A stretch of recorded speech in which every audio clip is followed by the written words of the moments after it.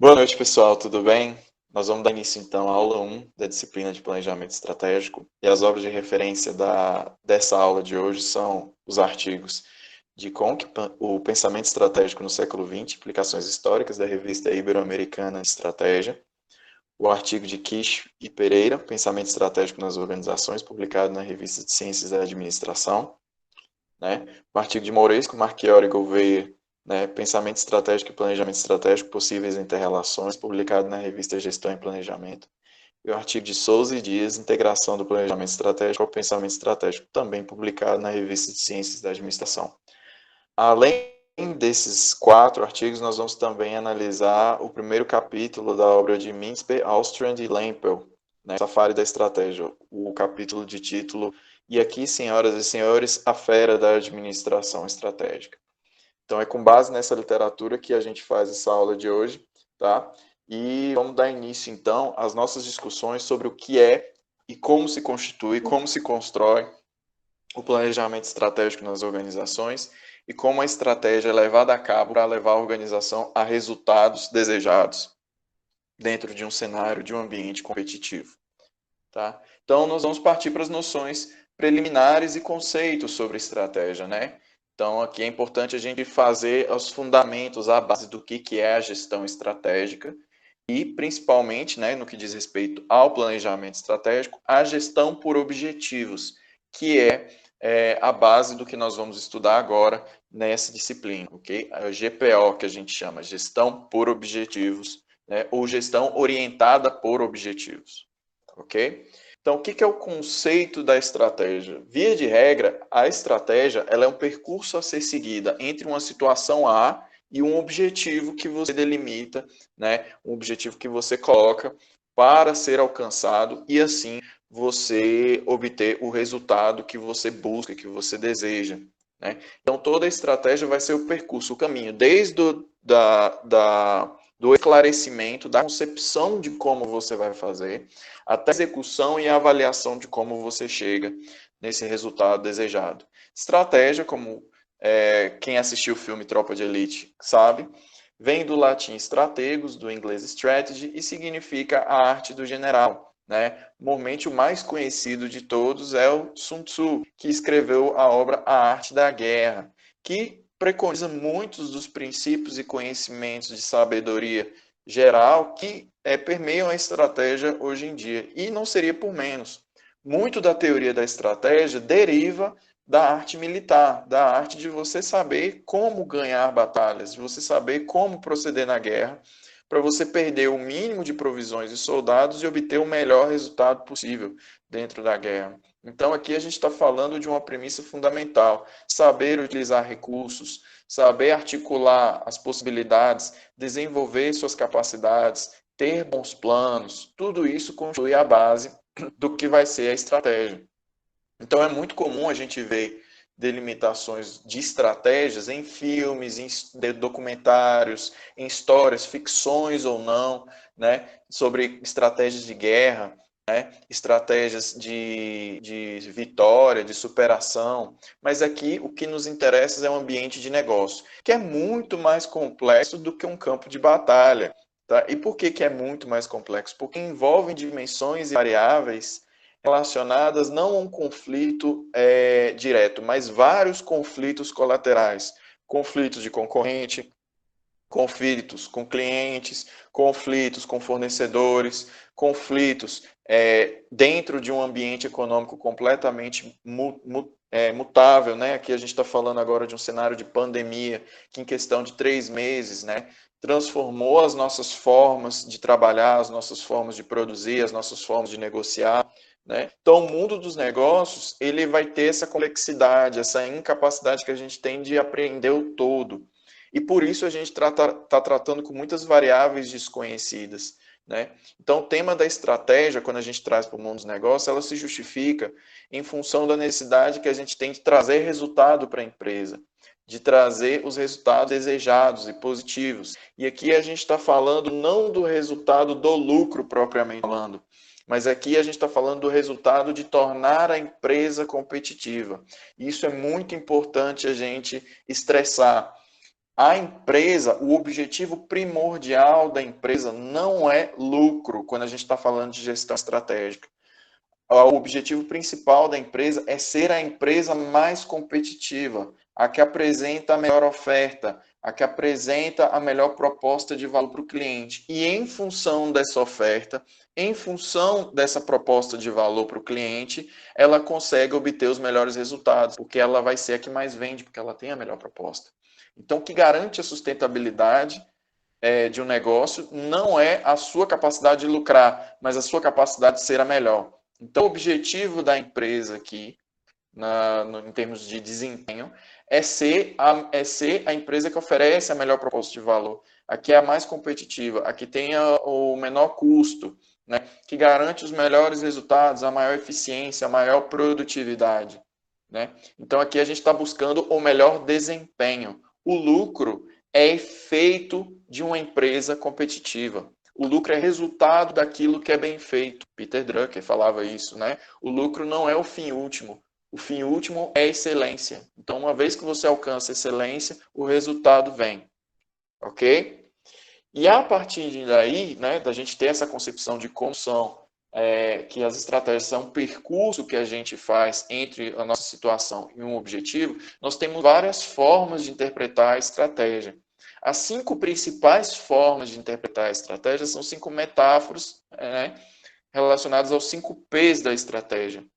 A gente pode ver a estratégia como plano, como padrão, como posição, como perspectiva, ou como um truque, que em inglês seria prank, né? Ou a gente pode tentar trazer como pegadinha, né? Algo nesse sentido. Primeiramente, o que é estratégia como plano? A estratégia como plano, como o nome diz, é você saber estruturar mentalmente, né? Criar planos. Né? Quem aqui já leu Turma da Mônica? Tem o Cebolinha, que ele faz o plano infalível dele. É você preconceber o caminho que você pretende trilhar e ao preconceber esse caminho, você formaliza em documentos para facilitar a comunicação, direcionamento, é para você estabelecer marcos do que vai ser feito, do que não vai ser feito, qual é o limite do alcance da sua ação.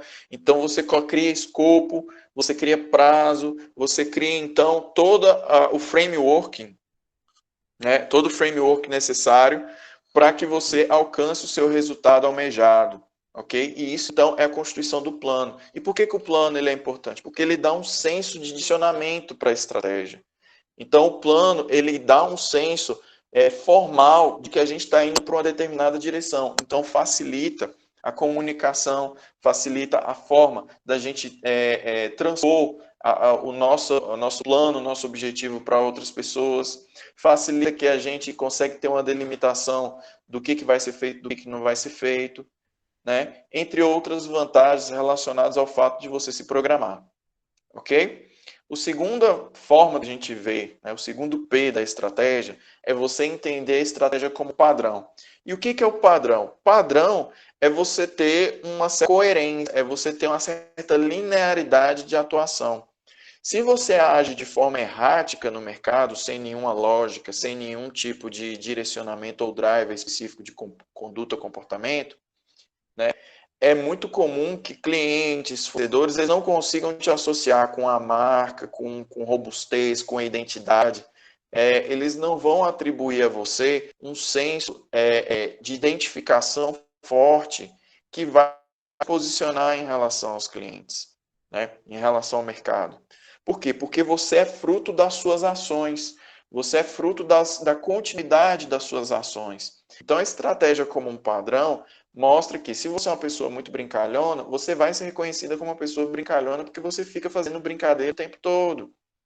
Da mesma forma, a empresa. Se a empresa ela é muito agressiva no mercado, ela é muito inovadora, se ela tem um padrão de comportamento, ela passa a ser reconhecida pelo mercado como uma empresa inovadora, como uma empresa agressiva, né? E isso vai criando um padrão de conduta pela qual ela vai sendo reconhecida tanto por concorrentes quanto pelos clientes, como fornecedores e outros stakeholders. Tá? Então, o padrão ele cria essa coerência, ele cria essa linearidade de conduta que gera uma certa estabilidade e previsibilidade em relação a como a empresa vai se comportar diante do cenário, do ambiente, do mercado. Próximo ponto é estratégia como posição. O que é uma posição? Posição é um lugar que você ocupa. É um lugar que você ocupa. Você pode ser o primeiro em vendas, você pode ser o primeiro em lucro líquido, você pode ser o primeiro em reconhecimento de marca, você pode ser o primeiro em termos de inovação, você pode ser o primeiro em termos de mercadologia, né? Estratégia de promoção, propaganda, né? Então você tem várias posições no mercado, né? E você tentar ocupar todas as posições parece um esforço muito grande, sendo que nem sempre esse esforço vai ser recompensado pelo tipo de mercado que você atua. Por exemplo, você consegue imaginar propagandas extremamente descoladas para uma empresa que produz fósforo, né? Por que a empresa vai fazer uma propaganda descolada para fósforo, para o público jovem? Por que fazer uma propaganda para o público jovem de fósforo? Né? Qual é o objetivo disso? O que a empresa ganha com isso? O que isso agrega valor? Então é importante você entender quais posições no mercado são importantes e interessantes que a empresa ocupe, né? Principalmente em relação ao seu mercado consumidor. Né? Qual o posicionamento que o produto vai ter em relação ao consumidor? Como o consumidor ele vai reconhecer, ele vai enxergar aquele produto, aquela empresa? Né? Como que o seu cliente vai atribuir adjetivos, significados, vai atribuir sentido à logomarca da sua empresa, à identidade visual, a como é o atendimento da empresa? Você quer ser melhor em termos de atendimento? Você quer ser melhor em termos de pós-venda? Você quer ser melhor em quais posições? Então, delimita as posições que são importantes para você dentro do seu mercado, dentro do seu público-alvo. Isso constitui, então, um caminho ou uma forma de interpretar a estratégia da organização. O quarto P é a estratégia como perspectiva. E o que é estratégia como perspectiva? É a forma pela qual a gente entende o meio.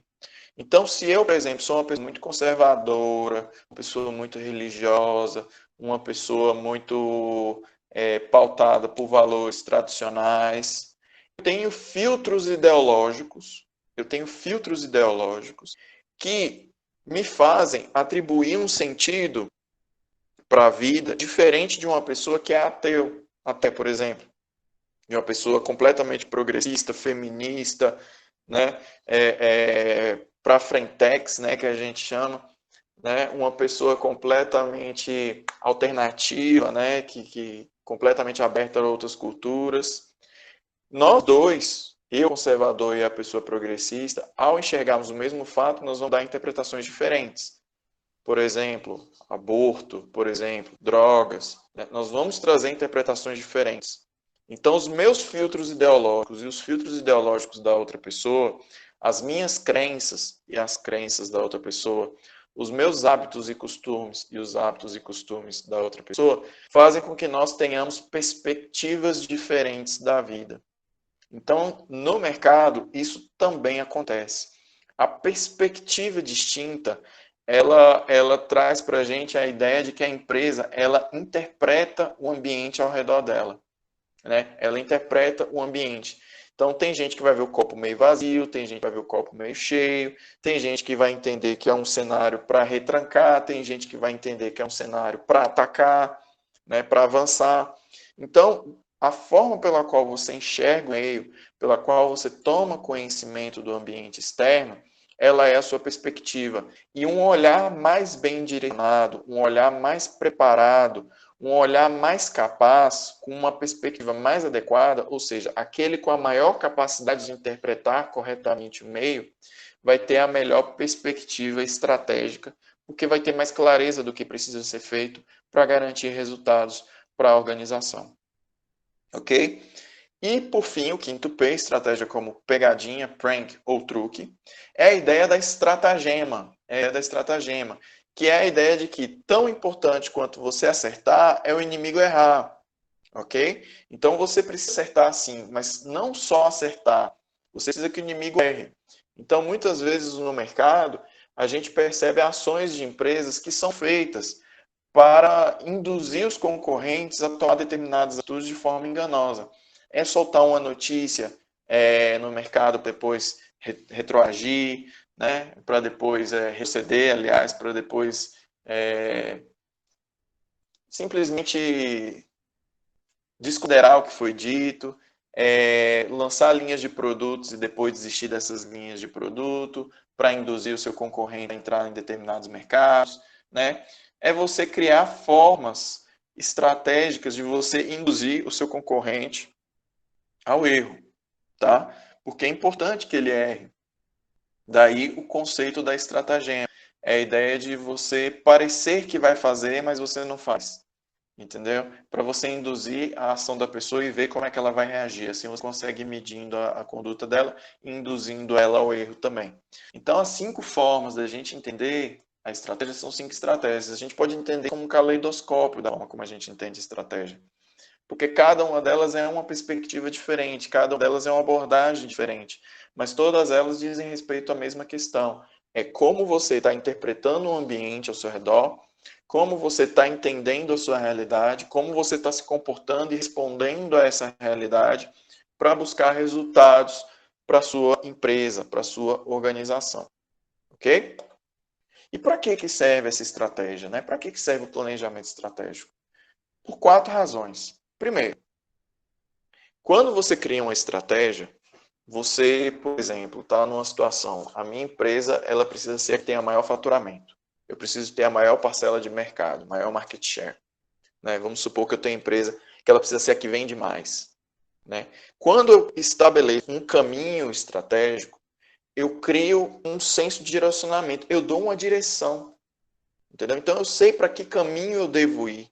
Em vez de eu simplesmente deixar aberto para todas as possibilidades, todas as circunstâncias, eu posso indicar qual caminho que eu vou seguir, eu posso fixar esse percurso como o percurso mais acertado. É claro que ao longo do caminho eu posso fazer pequenos desvios, eu posso fazer pequenas alterações para ajustar esse percurso.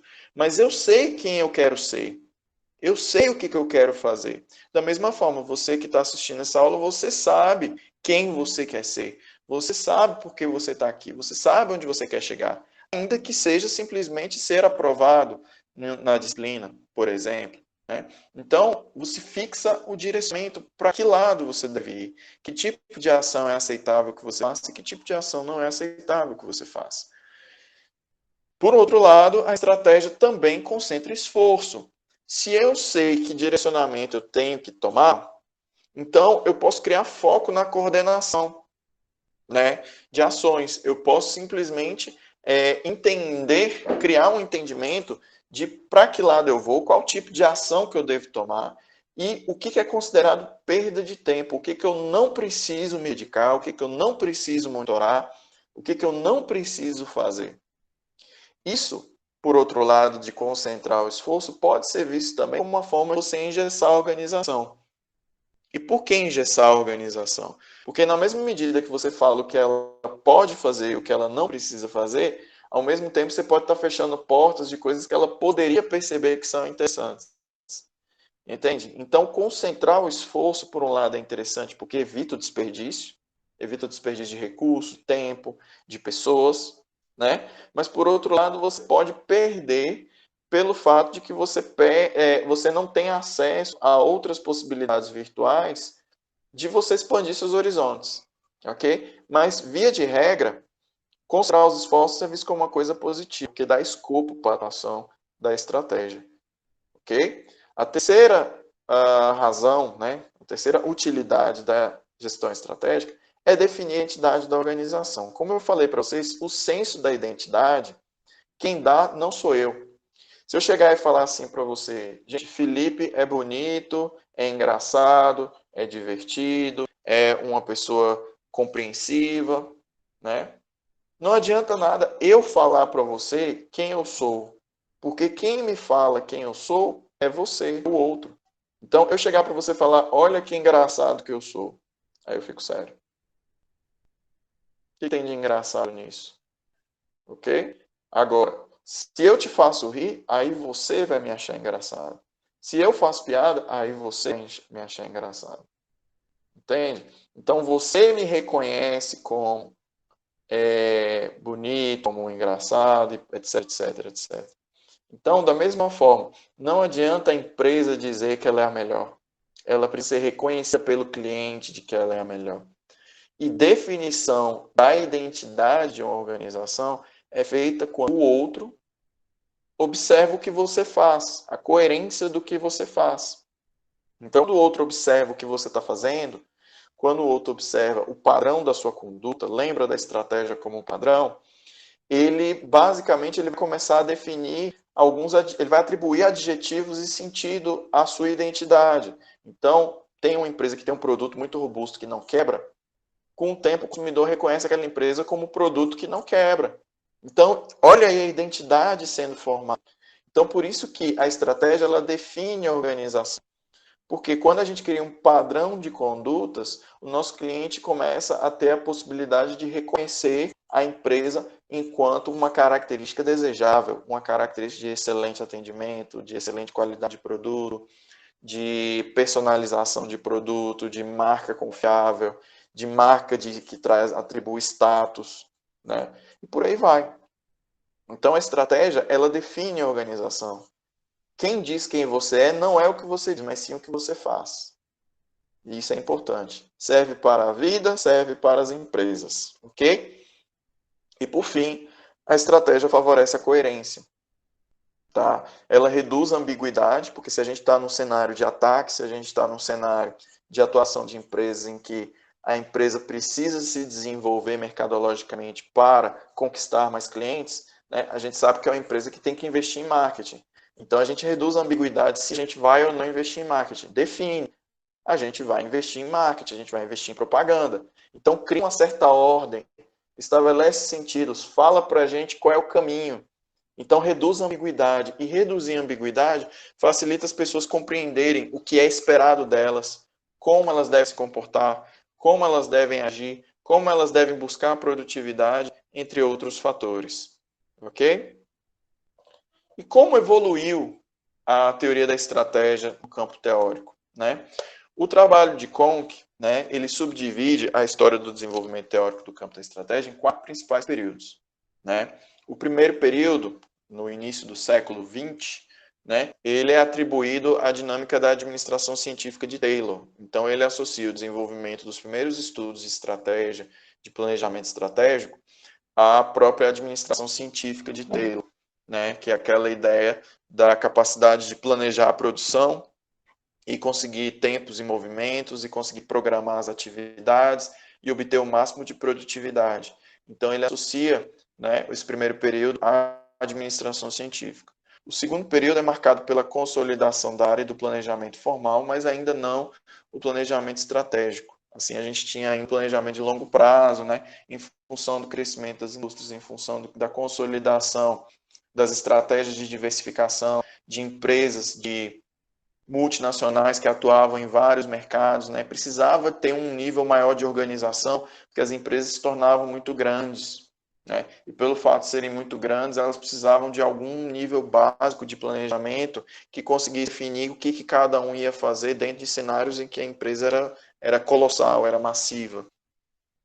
No terceiro período, surgem então outros desafios, que é a ideia da competitividade acirrada do mercado, né? Onde começam, então, as empresas a buscar alguma forma de serem diferenciadas, né? Ou seja, o mercado se tornou muito agressivo, né? O mercado se tornou muito competitivo, e assim as consultorias cresceram. Aqui a gente tem um exemplo da Boston Consulting Group, que gerou a matriz BCG, por exemplo, né? Então, essa matriz BCG e várias outras ferramentas da gestão estratégica, elas começam a surgir nesse terceiro período, em que há um acirramento da competição externa. No quarto período, a gente está falando aí agora nos últimos 20 a 30 anos, na realidade nos últimos 30, 40 anos, né, do acesso ilimitado à informação, com o advento da internet, com a melhoria do sistema de telecomunicação, com o aumento da mobilidade do trabalhador, com o aumento da capacidade nossa de ter transações econômicas simultaneamente a partir de qualquer lugar do mundo, e mais recentemente agora com o advento do Big Data, né, que é a ideia de que todos nós somos monitorados pelos nossos celulares, pelos nossos likes, pelos nossos comportamentos nas redes sociais, e as empresas conseguem antecipar o seu conhecimento, o seu padrão de conduta, mesmo nas redes sociais, e assim conseguem ter um perfil atual, né, em tempo real até, do seu comportamento de consumidor. Então, observem, nesse quarto período aqui agora, a guerra se torna pelo acesso à informação. Informação se torna poder agora nesse ambiente estratégico a partir desse quarto período. E como se deram essas subdivisões? Vocês têm aí o quadro. O primeiro período que eu citei para vocês de administração científica, ele foi de 1900 a 1938, que é considerado o nosso início produtivo, né? Que ele é pautado completamente no racionalismo do trabalho, que é aquela questão de tempos e movimentos. Então, o crescimento após a crise de 1929, a Primeira Guerra, influenciam fortemente o surgimento da estratégia. E aí, quem que eram esses estrategistas? Eram os administradores racionais científicos de Taylor. A galera que colocava no papel, que era bom de estatística, que era bom de cálculo, né, que era conhecedor do gerenciamento, que conseguia fazer planejamento de controle de produção, que conseguiam fazer planejamento de controle de materiais, de logística, né? Então, toda a parte de engenharia da empresa foi considerada a parte adotada do planejamento. Isso, inclusive, é trazido pela escola clássica com os trabalhos de Fayol. Né? Fayol, como engenheiro que era, traz, então, para a dimensão da empresa o sentido humano do planejamento, mostrando a necessidade de planejar, de coordenar, de organizar, de comandar e de controlar. Ok? Então, a gente vai ter essas funções do administrador do planejamento sendo introduzidas com esses trabalhos desses autores científicos, né, da administração científica da escola clássica. Então, isso vai até o período de 1938.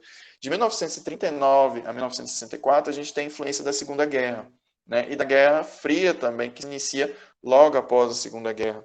Né. Começa, então, a Segunda Guerra impulsiona a expansão das empresas e a luta pelo capitalismo ou pelo socialismo. Rússia e Estados Unidos começam a lutar entre si para ver qual modelo de sociedade, né, a socialista ou a capitalista, que vai prevalecer no mundo. Então, começa uma luta pelo mundo.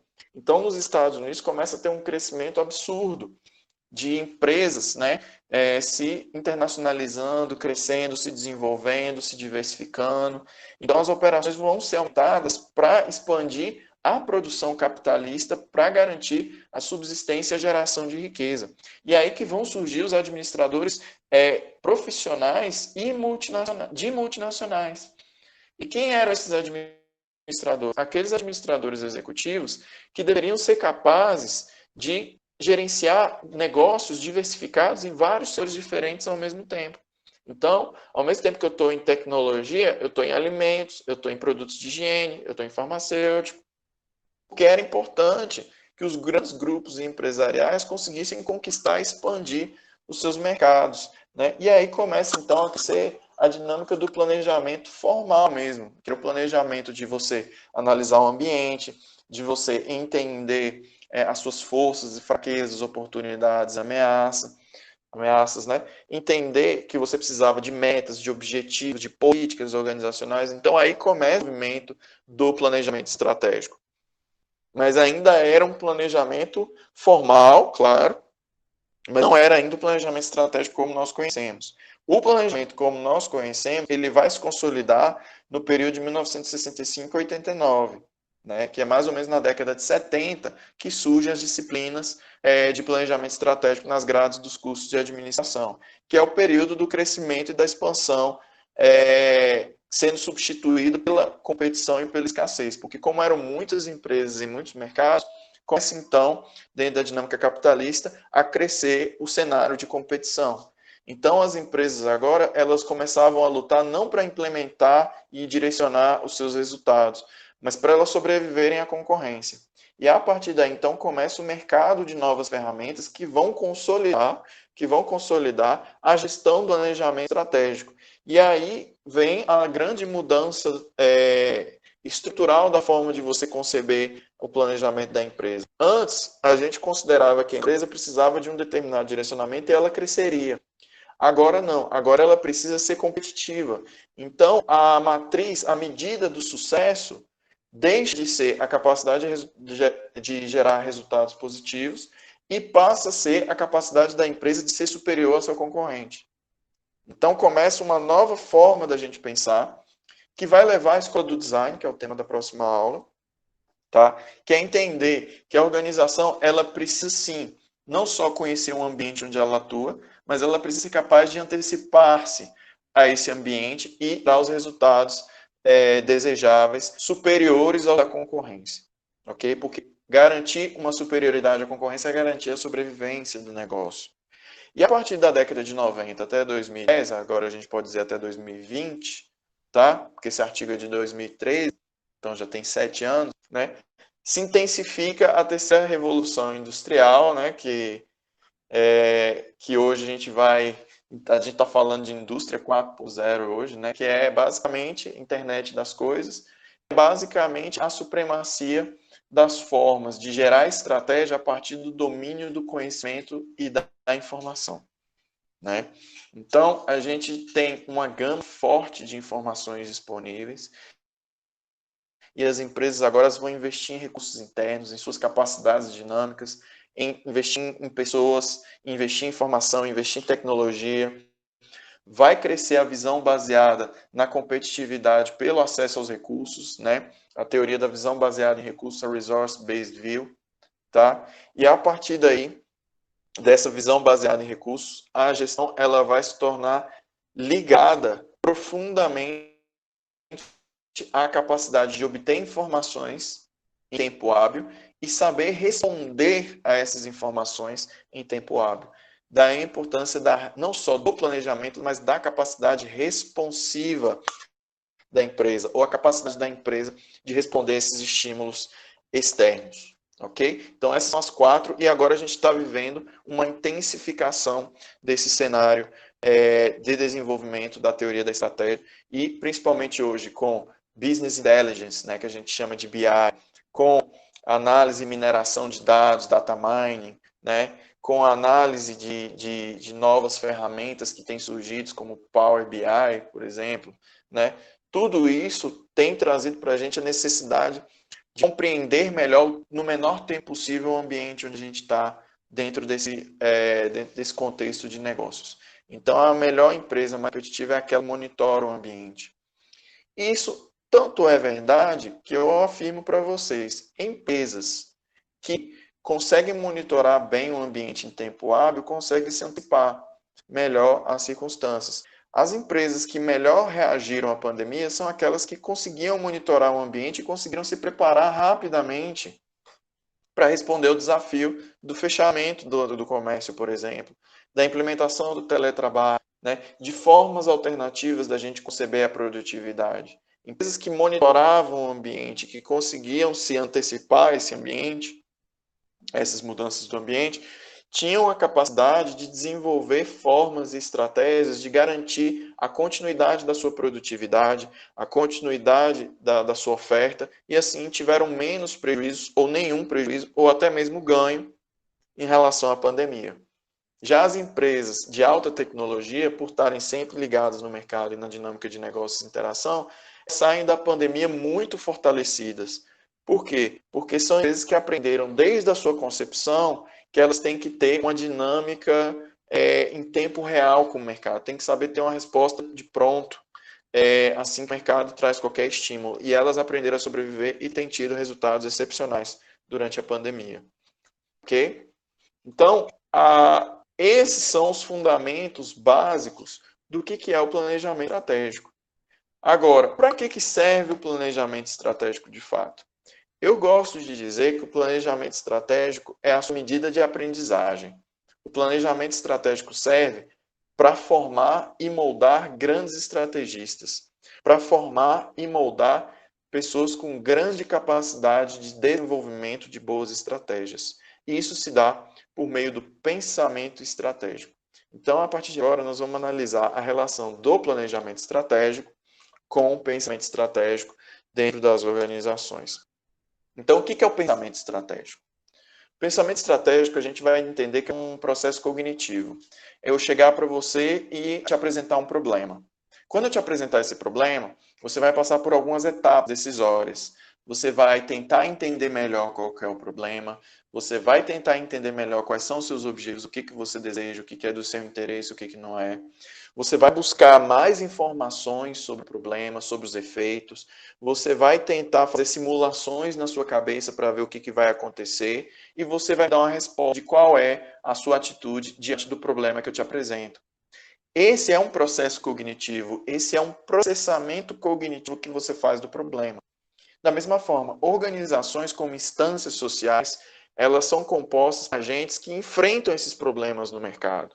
Então, eles vão passar por esses processos cognitivos, né, que vão gerar decisões estratégicas. Então, quanto melhor a capacidade do meu agente decisório, quanto maior a capacidade, melhor a capacidade, aliás, do meu agente de tomar decisões acertadas, de aprender a investir de forma acertada, melhor a capacidade que ele tem de formular estratégias corretas que vão levar ao aumento da competitividade da empresa e do negócio dele.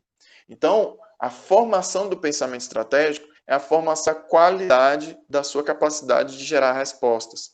Por isso que eu gosto de dizer, nenhum estrategista ele se forma por ter conhecimento estrito de gestão estratégica, de teorias de gestão estratégica.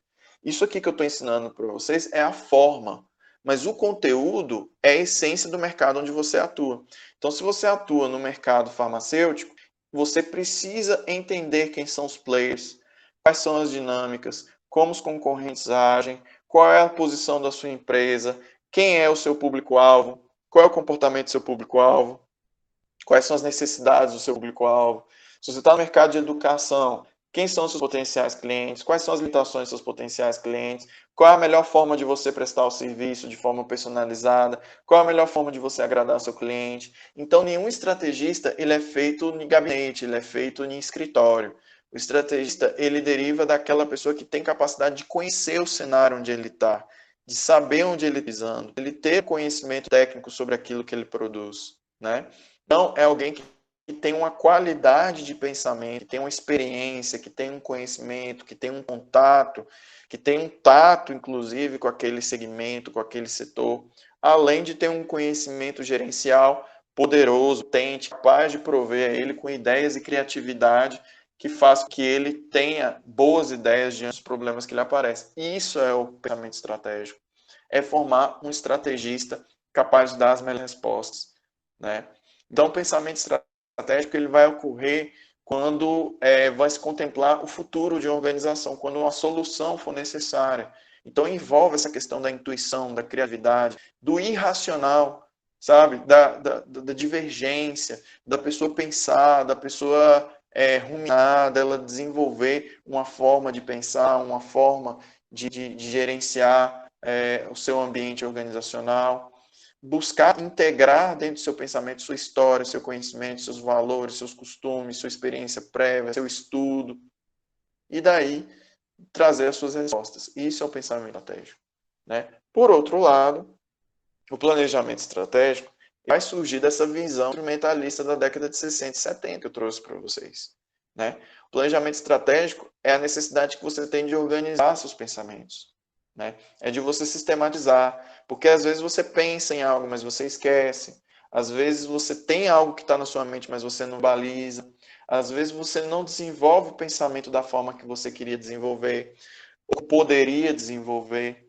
Então, o que significa o planejamento estratégico? Significa uma formalização, significa uma sistematização do que está no seu pensamento estratégico, né?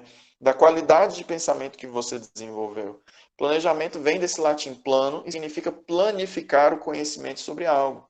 Ou seja, é você criar uma certa base estável do conhecimento que você tem. É não deixar esquecer alguma coisa que você não deveria esquecer. É tentar lembrar do máximo de coisas possíveis. É você organizar seu pensamento, seu conhecimento anterior, sua experiência prévia, o que você sabe sobre o ambiente, o que você acha que pode acontecer. E daí você colocar no papel e começar a brincar com todas as possibilidades para você ver o que pode ser feito diante do problema que aparece para você, né? Então, vai envolver você analisar, estabelecer metas, etapas, formalizar, comunicar para as pessoas, planificar o conhecimento também significa comunicar para as pessoas aquilo que você está pensando e você formalizar no papel. É uma forma interessante de você fazer isso, né? Envolve, diferente do pensamento que é criatividade, integração e divergência, aqui a gente está falando de análise, aqui a gente está falando de convergência, de você trazer tudo de uma forma sistematizada, ordenada, de forma convencional mesmo, de você estabelecer o que pode, o que não pode, o que está certo, o que você sabe que deu certo, o que você sabe que deu errado, né? Por isso que a gente fala que o planejamento estratégico é uma medida que você tem para você organizar seus pensamentos e aprender com seus próprios pensamentos. Você aprender a enxergar o que você mesmo viu. E isso é um desafio dentro do pensamento estratégico. Você pensa muitas coisas quando você encara o problema, mas até você organizar para você decidir o que de fato deve ser feito, muitas vezes demora um tempo e o planejamento estratégico é uma ferramenta muito útil para isso. Por isso que a gente fala que existe uma relação que planejamento estratégico e pensamento estratégico são dialeticamente interligados. Dialeticamente interligados por quê? Porque o pensamento estratégico alimenta o planejamento estratégico. E o planejamento estratégico, ele traduz o pensamento estratégico e ajuda o pensamento estratégico a crescer. Ele sistematiza o pensamento estratégico, ele ajuda o pensamento estratégico a se consolidar e ele ajuda, então, o pensamento estratégico a aprender mais com os erros, com os acertos, né, de forma incremental. Então, a gente tem no pensamento estratégico a fase da concepção. No planejamento estratégico, a gente tem a fase da consolidação. E, ao analisar essa consolidação, podemos ter novas concepções, que podem nos levar a novas consolidações. Então, por isso que a gente está falando que é ciclo. Do pensamento estratégico, você vai ao planejamento estratégico em um ciclo contínuo. E do planejamento estratégico, você volta para o pensamento estratégico. Daí que é a dimensão que eles são dialeticamente interligados. Okay? Um alimenta o outro. Nesse sentido, o pensamento estratégico ele vai buscar descobrir novas estratégias orgânicas a partir do presente, do passado, das experiências, do que você aprendeu, do que você viveu. E esse pensar vai envolver todos os níveis da organização, vai envolver o que você descobriu na base operacional, o que você conversou com as pessoas, o que você ouviu do seu cliente, né? Tudo que você viveu numa fase de negociação com seus fornecedores, né? Então, isso é um processo mental criativo. Você vai usar a lógica em diferentes níveis, você vai usar a argumentação em diferentes níveis, você vai criar pensamentos a partir do pensamento estratégico. Já no planejamento estratégico, o que a gente busca é a disciplina desses pensamentos, é você disciplinar esse indivíduo. Então é você, peraí, eu pensei isso tudo, vou parar de devagar. O que objetivamente eu preciso saber? Então você vai formalizar e vai implementar as ações pensadas. Você vai transformar esse pensamento em ações concretas. Né? Você vai converter esse pensamento em prazos, em metas, em objetivos. Né? E aí você vai formalizar todo o seu trabalho, né? Todo o seu pensamento como um elemento de direcionamento, um drive de direcionamento para você alcançar os objetivos que você almeja a partir de tudo aquilo que você pensou.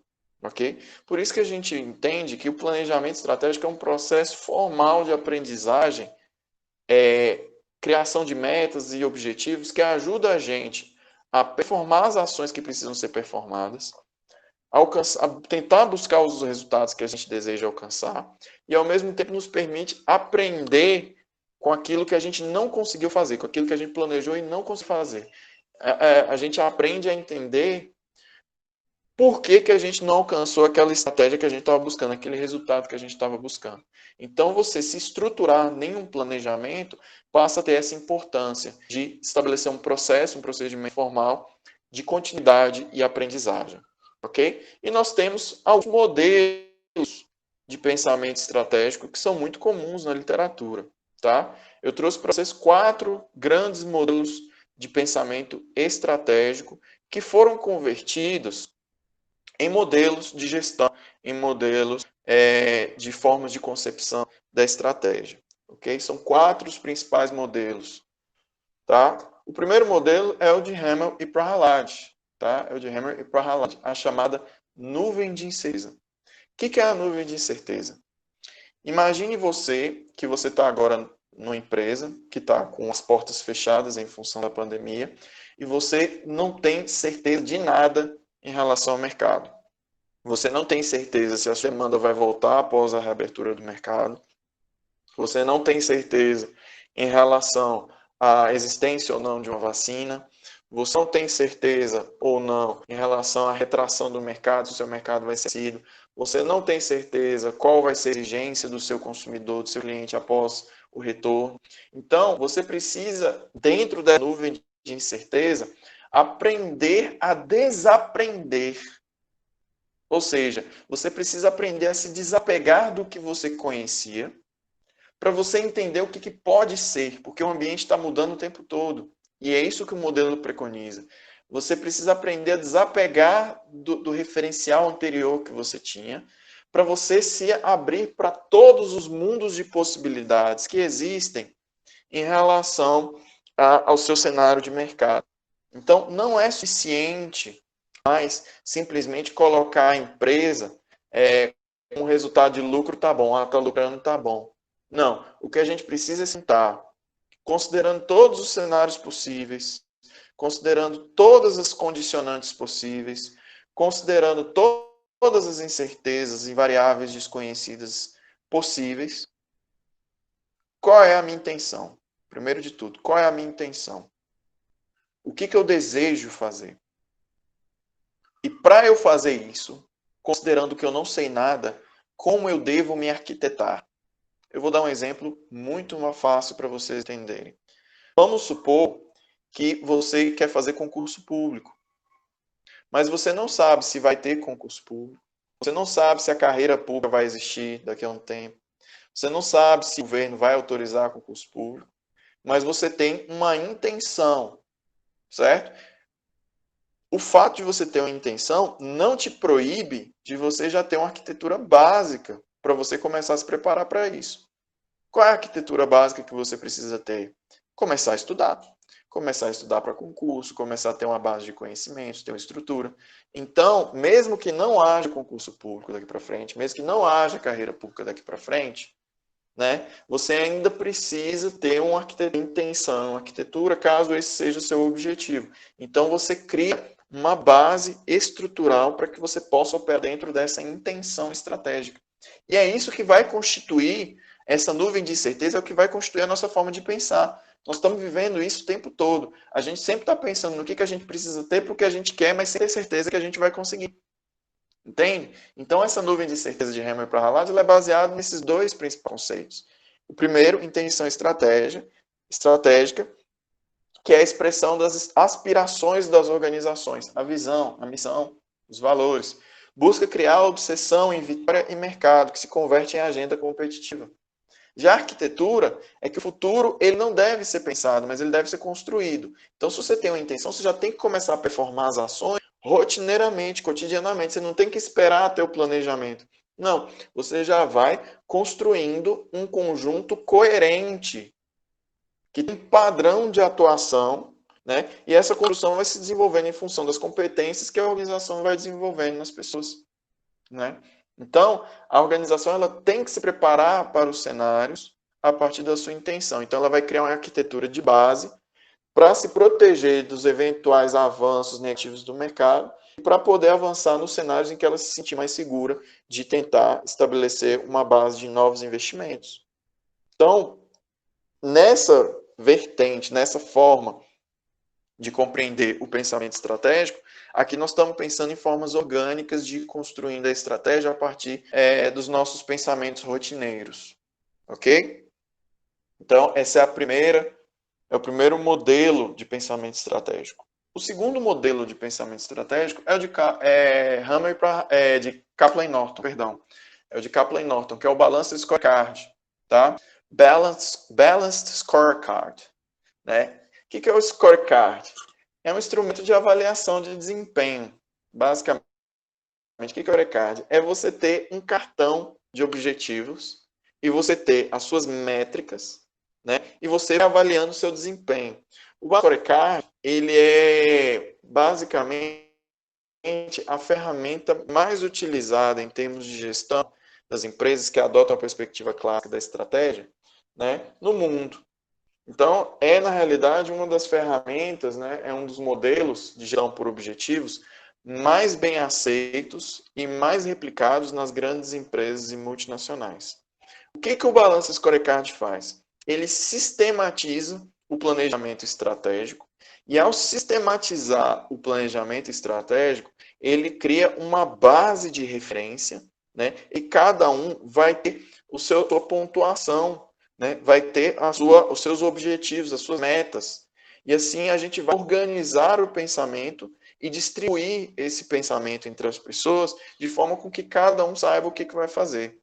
Então, como funciona? Para sair da abstração, vamos tentar entender na prática que fica mais fácil entender como é que funciona o Best Scorecard. O primeiro processo é o seguinte: o grande gestor, ele de forma top-down, de forma de cima para baixo, ele vai pensar qual o futuro que ele deseja para a organização.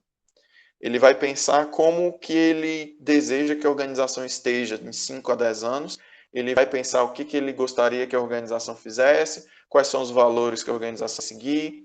Então, o primeiro passo é ele conseguir traduzir em palavras, né? Traduzir para as pessoas o que ele deseja para a organização, né? E com isso ele consiga planificar o conhecimento entre todos os gestores. E isso é mais difícil do que parece, tá, gente? Por quê? Porque imagina que eu trabalho no hospital, na região do norte de Minas, na região metropolitana de Montes Claros, né? Considerando que eu trabalho em um hospital e Montes Claros tem 4 ou 5 hospitais, eu posso dizer que eu quero ser o melhor hospital do município de Montes Claros e do norte de Minas.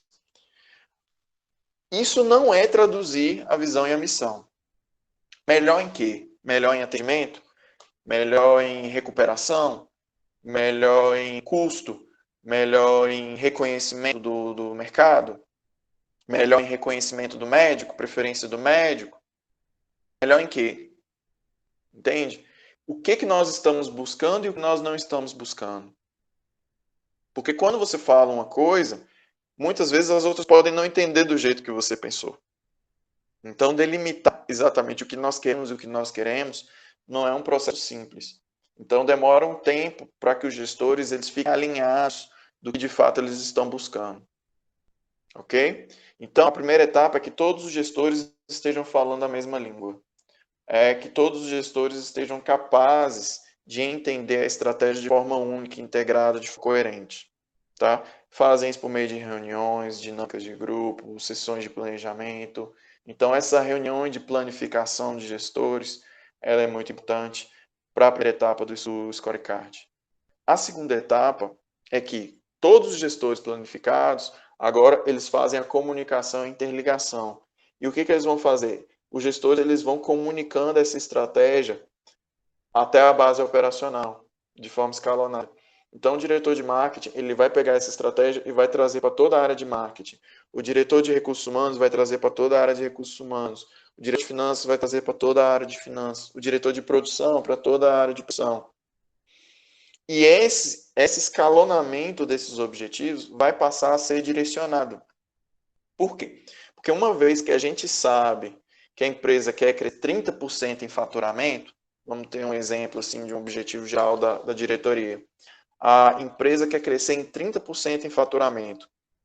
Como que o marketing pode ajudar nesse 30% de faturamento? Como que a produção pode aumentar, pode ajudar nesse objetivo de aumentar 30% de faturamento? Né? Aumentar 30% de faturamento significa aumentar o preço por meio de uma estratégia mercadológica ou significa aumentar 30% a produção e tentar vender 30% a mais? É interessante, porque aumentar em 30% de faturamento tem dois caminhos. Ou você torna o seu produto 30% mais caro, ou você produz 30% a mais e joga no mercado 30% a mais, vendendo 30% a mais. E qual o caminho? Está vendo a dubiedade que existe só simplesmente no fato de aumentar em 30% de faturamento? Esse passa a ser a base dessa comunicação. Então, cada um vai levar para a sua área, né, esses objetivos até a base operacional. Uma vez que todo mundo conhece, começa então a fase de planejamento empresarial, que é de baixo para cima agora, as metas foram escalonadas, né? Se a meta é aumentar em 30% a produção, o gestor agora vai chegar no chão de fábrica e vai chegar para cada um dos trabalhadores do chão de fábrica e vai falar: a sua meta então é aumentar em 30% a sua produção individual, meta do seu colega, como ele não tem uma capacidade como você, para ele é desafiador aumentar em 20%. Já o outro colega que é extremamente competente e produtivo, inclusive com a possibilidade de ser promovido, vou dar para ele a meta desafiadora de aumentar em 50%, então, a produtividade dele. Observe, então, que eles vão escalonando e vão criando objetivos, de forma que a área como um todo consiga atender a meta de 30% de aumento de produção.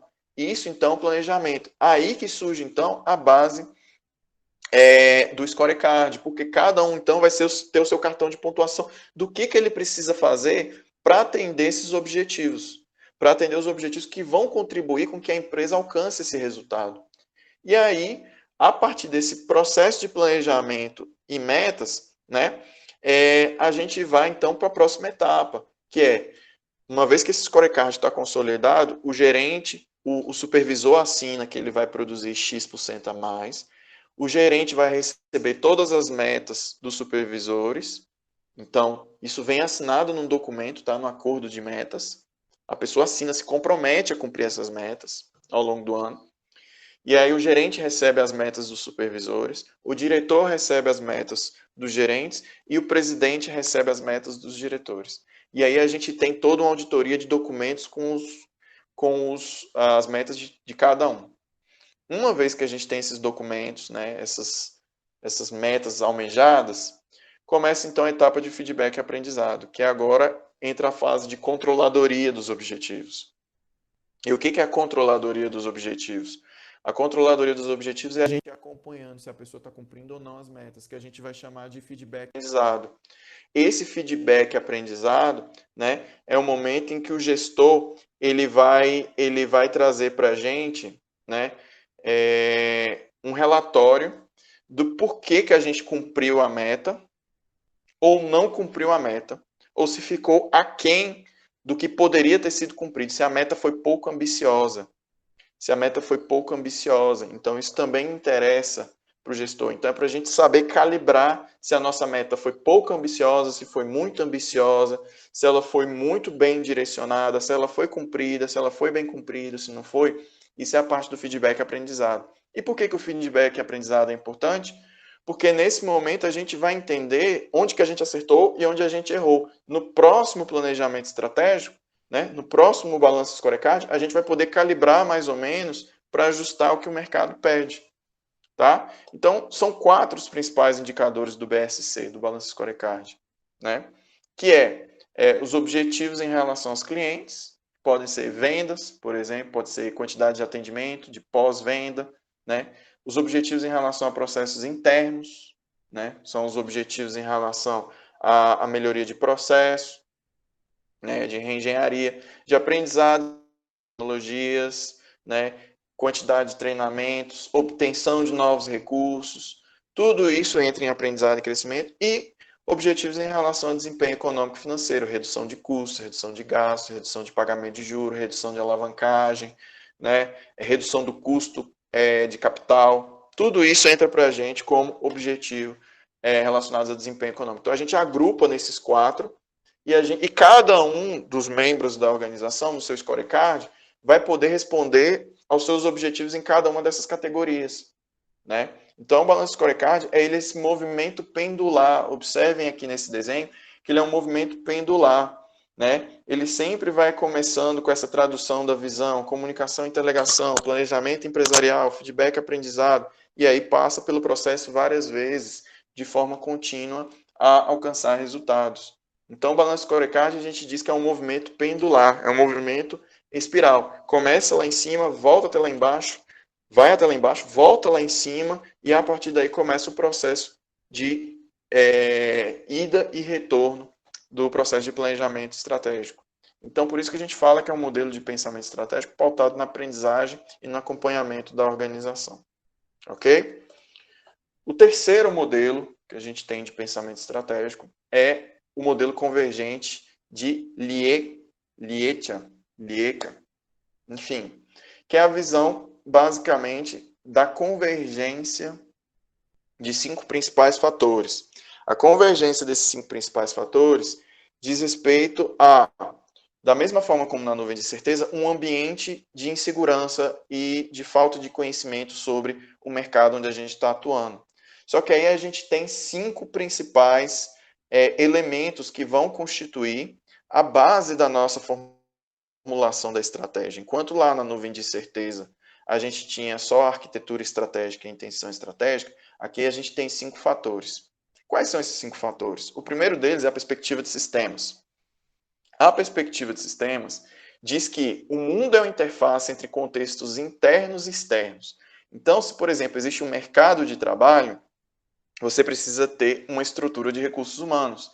Se existe um mercado de público-alvo, de clientes, você precisa ter uma estrutura de marketing.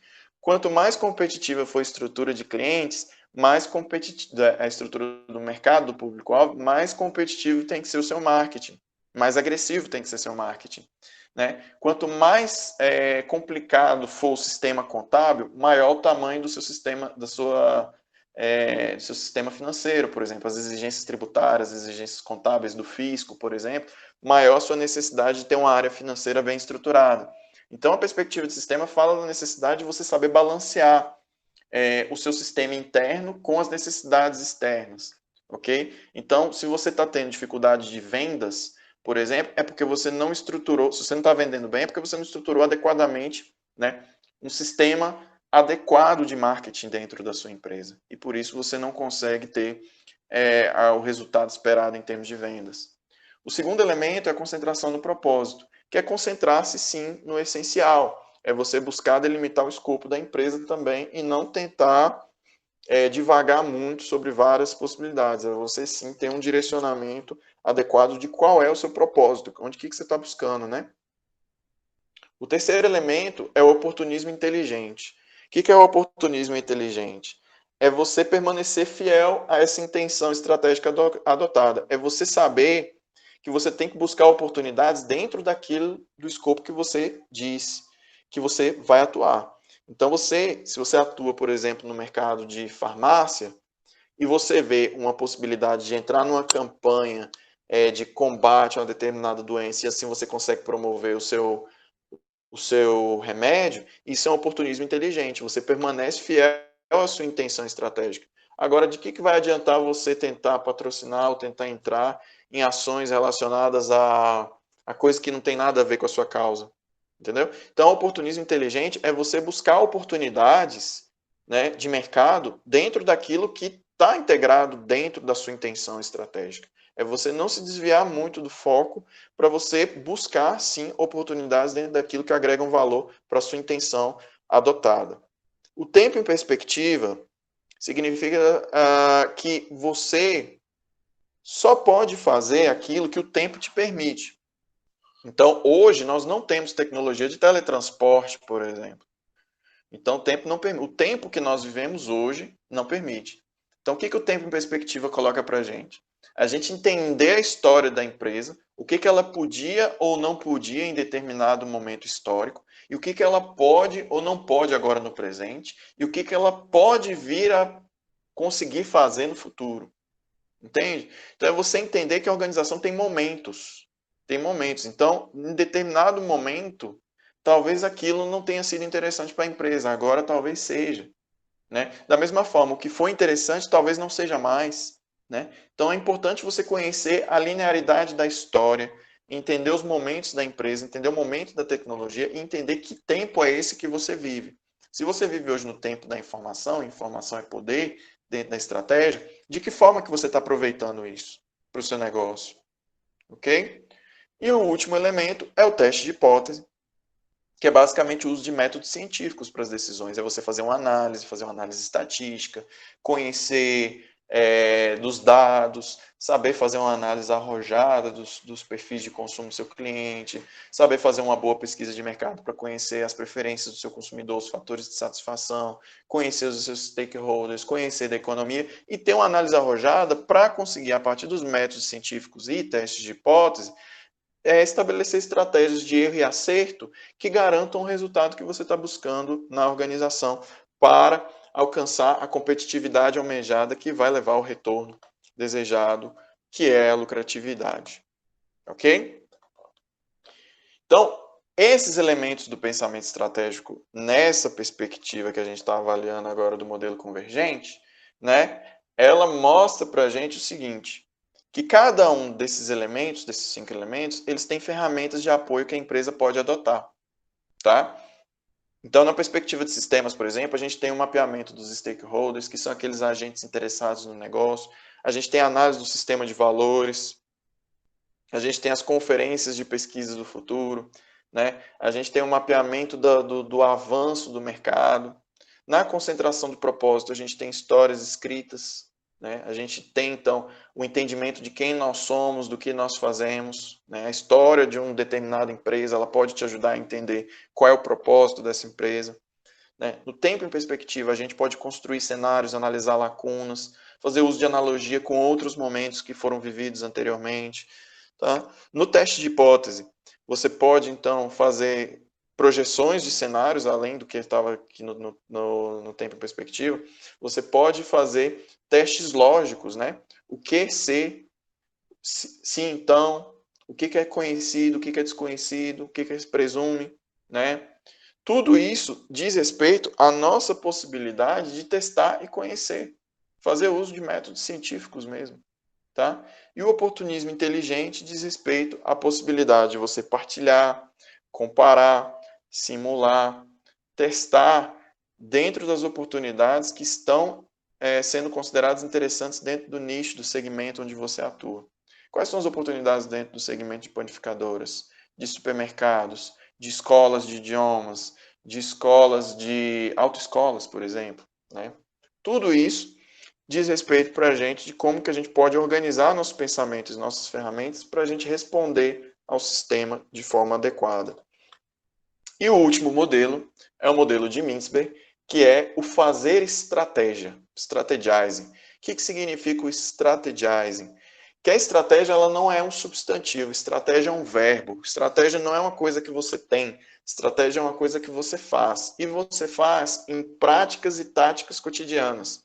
Então, o Mintzberg ele vai trazer para a gente alguns conceitos importantes aqui. O primeiro deles é o da estratégia pretendida. O que a estratégia pretendida faz? É aquela estratégia a priori, aquela estratégia formal do planejamento estratégico, aquela que você busca, né, está desenvolvendo o que você quer, o que você deseja, e a partir daí você constitui ela na estratégia deliberada, que é a estratégia que você joga no planejamento estratégico, que é a meta, o objetivo que você joga, que você delimita, que você vai buscar fazer. Com um mundo de estratégias deliberadas, né, com um mundo de estratégias deliberadas, você começa a sofrer várias pressões do ambiente, estabelecidas por essas setas pretas aqui, que eram inesperadas. Você não esperava que isso fosse acontecer, porque você não tem controle do ambiente. Então, você precisa ajustar as suas estratégias com as chamadas estratégias emergentes, que são aquelas estratégias que vão corrigir o seu percurso, né? São aquelas respostas que você dá aos problemas não previstos do ambiente, né? Que vão te ajudar a alcançar o resultado. Então, o que o Mintzberg fala? Né? Que muitas das estratégias deliberadas que você vai gerar, você não vai conseguir realizar, porque o ambiente não vai deixar por causa de uma série de fatores imprevisíveis. Porque você simplesmente conhecer tudo do ambiente é impossível, a sua racionalidade é limitada. Então, você vai precisar de uma ampla capacidade de responder a esses estímulos externos, né, com estratégias emergentes, com estratégias responsivas, que vão te ajudar a finalizar a sua estratégia e alcançar o seu resultado. E isso é muito importante, porque o Mintzberg ele joga aqui a ideia de que o pensamento estratégico ele não acontece só na capacidade de planejamento a priori, mas ele também acontece na capacidade de resposta a posteriori, quando você é contraposto a um problema que você não preveu. Então, o pensamento estratégico também é a sua capacidade de ser responsivo, também é a sua capacidade de entregar resultados, sua capacidade de responder aos problemas organizacionais. E esse é o quarto modelo de estratégia. Então, do pensamento estratégico. Então, o que a nossa aula hoje ela traz de contribuição? Ela mostra que o planejamento estratégico ele é uma ferramenta de aprendizagem que serve para expandir a forma mais potente que a gente tem de gerar boas decisões, que é a nossa capacidade cognitiva, que é a nossa capacidade de pensar, de raciocinar, de gerar respostas para os estímulos do ambiente. Daí que a importância do planejador, ela é tão fundamental dentro da organização. A organização, ela precisa ter bons planejadores, bons estrategistas, e esses se formam com muito tempo, se formam com treinamentos, com cursos, com conhecimento, muito estudo, mas acima de tudo, muito conhecimento do mercado. Consulta ao público, acesso à análise de dados, de informações, conhecer do mercado, conhecer das operações, conhecer das rotinas, isso é fundamental. Então, fazer-se como estrategista é uma atividade cotidiana que demora muito tempo. Então, a melhor forma de você conseguir alcançar esse patamar dentro do setor onde você atua e onde você trabalha é você começar desde logo a se interessar pelo ambiente externo e pelas condições internas e pela aprendizagem que uma organização tem até aquele momento da vida dela. Essa é a melhor forma de você dar início à sua carreira de estrategista, porque você começa a pensar de maneira sistêmica os problemas da organização. E é isso que o estrategista faz o tempo todo. Ele pensa os problemas da organização. Bom, era isso que eu tinha para falar hoje na aula 1 de planejamento estratégico. Eu agradeço e abro então para a discussão. Eu vou agora, pessoal, encerrar